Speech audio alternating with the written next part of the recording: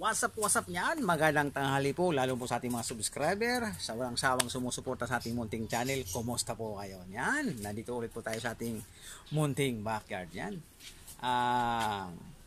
May pagkukwentuhan lang tayo. Yan.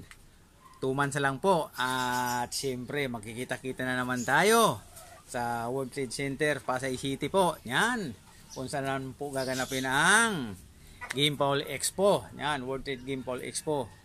Yan, doon po sa Pasay. Yan, 2 months pa po. Pwede pa po tayong makapag-ipon-ipon dyan para mayroon po tayong pang shopping doon sa darating na Expo 2024 na po. Yan, kasi dati 2023 nakapunta rin po tayo.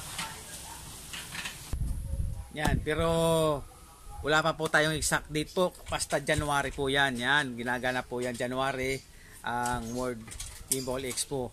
Yan, sa World Trade Center po yan sa Pasay City. Yan. At siyempre, tayo po ay siyempre makakapag-ipon po. Sabi ko makakapag-ipon-ipon po tayo para mayroon po tayo pang shopping doon. Yan. At siyempre po, tayo pupunta doon pagka last day at wala po tayong pasok.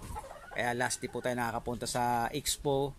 Yan, at siyempre nag-aabang din po tayo pagdating ng sabi nga yung uwian na minsan nagbababa po sila ng kanilang mga presyo. Yan, nandito po tayo at nakapaglabas po tayo ngayon at uminit, maganda po ang panahon ngayon dito at nakapaglabas natin yung mga laman dito sa ating mga condominium nila. Yan, at ayun, at yung ating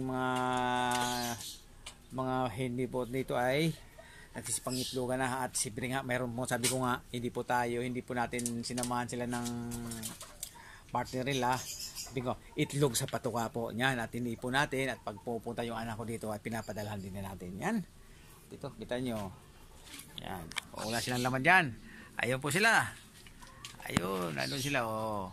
Ayun, nakalabas ang ating minamahal yan. At busy po si Kasamsi ngayon. Busy tayo sa work. Yan. At ngayong hapon na naman po, mamaya aalis po tayo. Yan, ipapasok na naman natin sila. Kasi mahirap po iwanan dito sila sa labas na wala tayo. Kaya minsan baka mayroon po makalabas sa kanila mga scratch pin at baka saan po mapunta. Yan.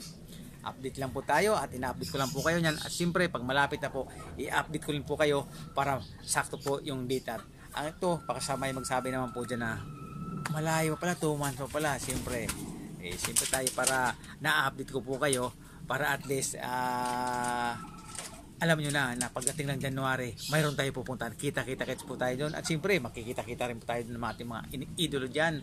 At siyempre pwede rin po tayo magpa-picture sa kanila, ating mga iniidolo. At siyempre libre naman, makakapag-video pa tayo doon, libre naman po. At siyempre napakabait naman po nila yan.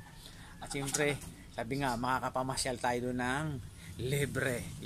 Pero sigurado, siyempre naman po mayroon po yung intransportibo doon. Yan, bubulol naman ninyong kasama.